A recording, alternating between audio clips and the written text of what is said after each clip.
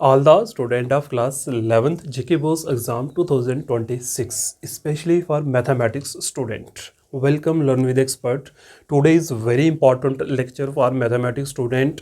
जितने भी लोग जम्मू एंड कश्मीर से देख रहे हैं और जिनका कल 24 मार्च को मैथमेटिक्स का एग्ज़ाम होने जा रहा है, तो बेटा आज का लेक्चर उन बच्चों के लिए बहुत इंपॉर्टेंट रहने वाला है। आज के लेक्चर के अंदर पहले तो मैं आपको पेपर पैटर्न स्टूडेंट बताऊंगा, फिर किस चैप्टर से बेटा आपको लॉन्ग में क्वेश्चन आ रहे हैं, शॉर्ट में आ रहे हैं, सारा आज हम डिस्कस करेंगे। और मैं बेटा ये चाहता हूँ कि आप अच्छे से मैथमेटिक्स पूरा पढ़ो। और गेस पेपर के लिए बच्चे बार बार बोलते हैं तो मैथमेटिक्स का गेस नहीं होता है। तो चलिए बेटा आज का लेक्चर हम शुरू करते हैं। सबसे पहले आपको ये मैं बता दूँ कि आज हमारा इवनिंग में मैथमेटिक्स का कंप्लीट बेटा एक टेस्ट होने जा रहा है, तो वो आपको ज़रूर ज्वाइन करना है। तो ज्वाइन करने के लिए आप बेटा क्या करोगे, इस नंबर पे कांटेक्ट करोगे।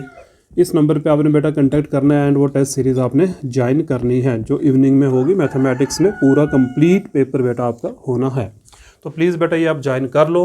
उसके बाद अब बेटा हम शुरू करते हैं कि सबसे पहले जो आपका पेपर है वो कितने मार्क्स का होता है, आपको कितना अटैम्प्ट करना है, उसमें से किस सेक्शन से कितने क्वेश्चन आ रहे हैं, वो सारा आज हम डिस्कस करेंगे। चलिए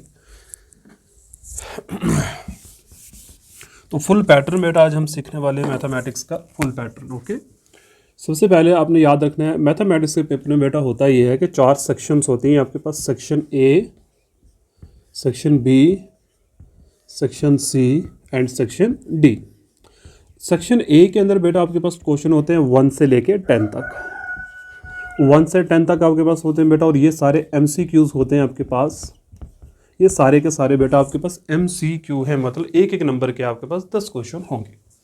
सेक्शन बी के अंदर बेटा 10 से लेके 28 तक, सॉरी 30 तक। Just a minute wait, check भी कर लें भाई हम, गलत ना बता दूं मैं आपको ना।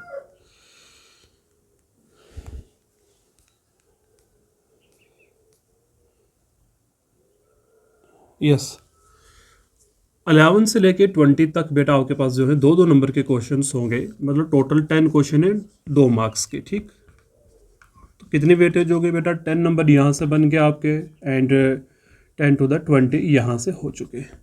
सेक्शन सी में बेटा आपके पास टोटल 8 क्वेश्चन होने हैं जो 21 से लेके 28 तक होंगे। टोटल 8 क्वेश्चन है और बेटा 3 मार्क्स के ये क्वेश्चन रहने वाले हैं, तो ये आपके पास हो गए 24 मार्क्स।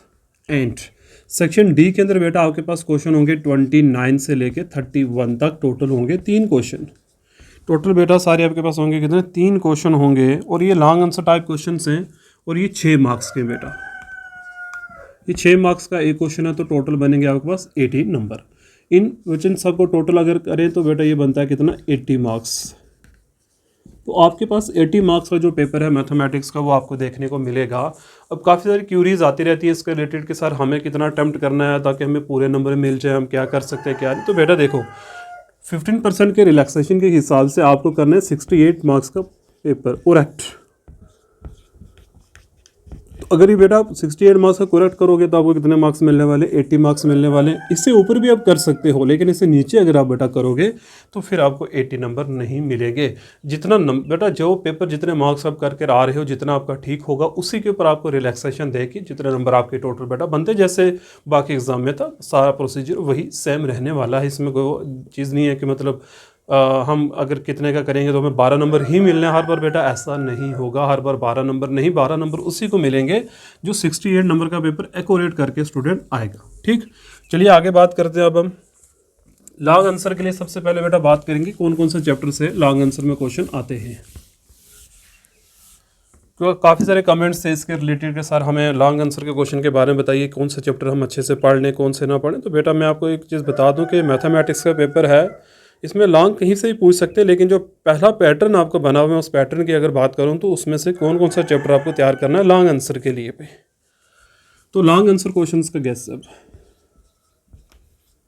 लॉन्ग आंसर क्वेश्चंस, इसमें बेटा जो पहला क्वेश्चन बना है वो क्वेश्चन कहाँ से बना, क्वेश्चन नंबर 1 जो यहाँ पे मतलब कह सकते हैं क्वेश्चन नंबर 29 जो अभी बेटा वो है ट्रिग्नोमेट्रिक फंक्शन से पूछा हुआ है। ट्रिगोनोमेट्रिक फंक्शन से ये क्वेश्चन आया हुआ है 5 नंबर का। क्या क्वेश्चन है मैं वो भी बता दूंगा बेटा आपको। ठीक है, क्वेश्चन ये आपने सॉल्व भी करना है भाई। ठीक, क्वेश्चन ये पूछा हुआ है कि cot x into cot 2x minus cot 2x into cot 3x, then फिर है minus cot 3x into cot x बराबर 1 के। बेटा ये क्वेश्चन आया हुआ एग्जाम में, 5 नंबर का ये क्वेश्चन पूछा हुआ है। और इसके आर में बेटा क्वेश्चन है find the general solution of the equation, मतलब इसके आर में जो क्वेश्चन है वो क्या है वो भी मैं बता देता हूँ आपको। आर में बेटा क्वेश्चन है cos 3x, फिर है प्लस cos x, फिर है बेटा minus cos 2x equal to 0। तो इसका सोल्यूशन आपको निकालना है। तो ये पूरा ट्रिग्नोमेट्री फंक्शन से बेटा ये क्वेश्चन आपका 5 नंबर का पूछा हुआ है, लास्ट ईयर के पैटर्न में आपने याद रखना है। उसके बाद बेटा जो नेक्स्ट क्वेश्चन इसमें क्वेश्चन नंबर 30 है वो है बेटा आपका सीक्वेंस एंड सीरीज में से, मतलब arithmetic progression sequence and series वाले चैप्टर से ये क्वेश्चन बना हुआ है भाई, ठीक है। तो वो आपका जो क्वेश्चन नंबर 30 है कौन से चैप्टर से है, सीक्वेंस एंड सीरीज से, सीक्वेंस एंड सीरीज से ये क्वेश्चन बना हुआ है बेटा। क्वेश्चन नंबर 31 जो है वो है आपका स्टैटिक्स एंड प्रोबेबिलिटी से, स्टैटिस्टिक्स एंड प्रोबेबिलिटी वाले चैप्टर से भाई। तो एक चीज़ बेटा मैं आपको बता दूं, ज़रूरी नहीं है कि हर बार यही चैप्टर पिकअप करेंगे, क्योंकि मैथमेटिक्स में बहुत सारे यूनिट हैं, बहुत सारे, और हर बार मतलब कहीं से भी 5 नंबर का क्वेश्चन में जनरेट कर सकते हैं। तो इसलिए ये नहीं है कि आपने बस यही तैयार करके चले जाना है, ऐसा बेटा नहीं होने वाला है कहीं से भी। मैं इसलिए आपको बता रहा हूँ कि मैथमेटिक्स से पेपर में कोई जर्नल गैस बेटा नहीं होता है। अब आपको करना क्या, मैं बेटा अब आपको वो चीज़ बताता हूँ कि आपको मतलब क्या तैयार करना है हर चैप्टर से, क्या कुछ नहीं करना है, तो वो सारा हम डिस्कस करेंगे अब। तो बेटा ये लॉन्ग आप बार बार मुझे बोल रहे थे इसलिए मैंने चैप्टर आपको बता दी, बट मैं ये बार बार बोल रहा हूँ आपको कि हर बार ऐसा नहीं होगा कि इन्हीं चैप्टरों से आपको क्वेश्चंस आ जाएंगे। आपको करना क्या है बेटा, प्रिपेयर कैसे करना है पेपर, मैथमेटिक्स का पेपर प्रिपेयर करने की ट्रिक। सबसे पहले सेट का बेटा जो चैप्टर है, इस सेट में से सारी प्रॉपर्टीज़ तैयार करो आप, जितनी भी प्रॉपर्टीज़ हैं यूनियन की, इंटरसेक्शन की, नेगेटिव की, बेटा सारी यूनियन, इंटरसेक्शन, ऑल प्रॉपर्टीज बेटा प्रिपेयर करके जाओ एग्जाम में, ठीक है ना। तो सेट वाला चैप्टर आपका हो जाएगा। दूसरा बेटा रिलेशन एंड फंक्शन, और रिलेशन एंड फंक्शन सब क्या करोगे बेटा, डेफिनेशंस अच्छे से तैयार करो इनके रिलेशन की, फंक्शन की। और मैंने एक लेक्चर बेटा बना रखा है इसके ऊपर रिवीजन वाला, रिलेशन फंक्शन बड़ा अच्छे से मैंने बताया, रिलेशन क्या होता है, कार्टेशियन प्रोडक्ट क्या होता है, ठीक है ना।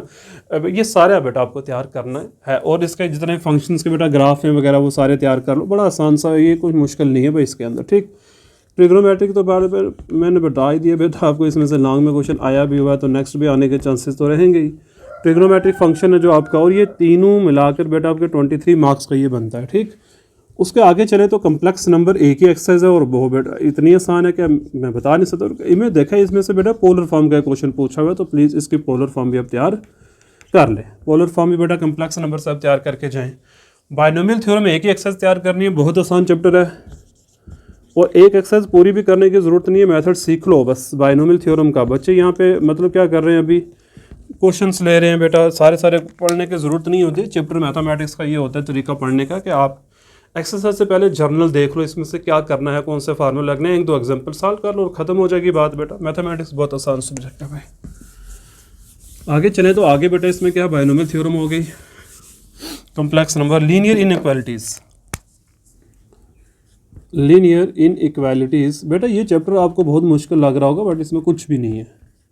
क्यों कुछ भी नहीं है, मैं आपको बताता हूँ। मैं आपसे बेटा मुझे बताओ, अगर मैं लिखता हूँ 3 बराबर 4x के, तो ये आपको सॉल्व करना आता है या नहीं आता है। इसी तरीके से अगर मैं ऐसे लिख दूँ तो अब इसमें क्या फ़र्क आ गया भाई, कुछ फ़र्क नहीं बेटा, सारे रूल सेम ही लगाने, आपने कोई फ़र्क नहीं आने वाला है। जिस तरीके से आप यहाँ पे अपने ऑपरेशन से यूज़ करते हो, ऑल ऑपरेशन सेम बेटा आपने वैसे ही यहाँ पर भी यूज़ करने हैं। जैसे इक्वालिटी के अंदर बेटा हम साइंस यूज़ करते हैं, वैसे यहाँ पर। अच्छा यहाँ पे मैं आपसे पूछूं तो x की क्या वैल्यू, बोलोगे सर x की वैल्यू है 3/4, यहाँ पर x की क्या वैल्यू, यहाँ पर भी 3/4 ही होगी। बट ये सिंबल बेटा आपने याद रखना है साथ लेकर, ये सिंबल आपने बदलना नहीं है, ये अपनी याद रखना है। हाँ यहाँ से बेटा अगर हम इधर शिफ्ट करें तो कोई फ़र्क नहीं, लेकिन यहाँ पर फ़र्क ये पड़ता है कि जब आप इसको इधर लेकर आओगे तो बेटा अब इसको ऐसे लिखोगे, फिर ये चीज़ याद रखनी है आपने लीनियर इनइक्वालिटीज़ के अंदर। बाकी बेटा कुछ नहीं है इसके अंदर, बड़ा आसान सा ये चैप्टर है। यही आपने इनइक्वालिटीज़ के रूल्स याद करने हैं, less than, greater than, equality, बस और कुछ नहीं। सारे ऑपरेशन बेटा इस चैप्टर में सेम है आपके। लीनियर इनइक्वालिटीज़ के बाद बेटा आपका आ जाएगा permutation and combination, permutation and combination. इसमें फार्मूले सीख लो। परमोटेशन का मतलब अरेंजमेंट बेटा होता है, इसका फार्मूला मैंने बताया था NPR, और बेटा यहाँ पर बताया था NCR। फार्मूले ये बेटा आपने याद रखने। अरेंजमेंट के लिए हो गया, रेपिटेशंस वाले हो गए, ये सारे बहुत ही आसान है भाई परमोटेशन। उसके बाद आगे बेटा अगर हम बढ़ें तो कॉनिक सेक्शन है। कॉनिक सेक्शन में अब क्या करोगे, इसमें बेटा सर्कल की इक्वेशन, एलिप्स की इक्वेशन, ओके, और पैराबोला हो गया, हाइपरबोला हो गया, इनकी इक्वेशन तैयार कर लो भाई। अब सबसे पहला पैराबोला और हाइपरबोला बेटा, ठीक, इनकी जो इक्वेशन है वो याद कर लो तो चैप्टर आपका खत्म हो जाएगा कॉनिक सेक्शन वाला, ठीक। उसके बाद आगे बढ़ें तो लीनियर बेटा कॉनिक सेक्शन के बाद आपका 3D ज्योमेट्री है भाई। 3D ज्योमेट्री भी बहुत आसान चैप्टर है वो भी। 3D ज्योमेट्री, 3D ज्योमेट्री भाई, फार्मूले ही बेटा सारे इसमें, और कुछ नहीं है, फार्मूला बेस्ड चैप्टर है भाई। बेसिक देख लो इसका तो हो जाएगा भाई, ठीक है, बेसिक ही पढ़ो। स्ट्रेट लाइन है भाई, इक्वेशन तैयार करो स्ट्रेट लाइन की बेटा, ठीक है, इक्वेशन तैयार करो स्ट्रेट लाइन की, किस तरीके से एक्स और वाई की टर्म बेटा इक्वेशन तैयार करो इसमें। उसके बाद स्ट्रेट लाइन हो गया बेटा। अच्छा, स्टैटिक्स, स्टैटिक्स प्रोबेबिलिटी भाई।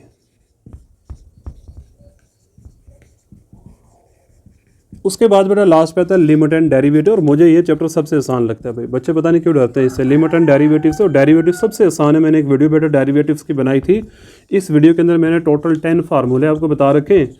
वो फार्मूले आप पढ़ लो तो बेटा आपका काम बन जाएगा। तो ये है पूरा मैथमेटिक्स का बेटा आपका सिलेबस है। अब बच्चे गैस पेपर की तरह दौड़ते हैं भाई, मुझे एक चीज़ बताओ, गैस पेपर लेकर भी तो आप सॉल्व ही करोगे ना क्वेश्चंस को, उससे अच्छा आप कंसेप्ट सीख लो ना भाई। कंसेप्ट लेके चले जाओ तो आपका बेटा ज़्यादा आसान हो जाएगा काम, ठीक है।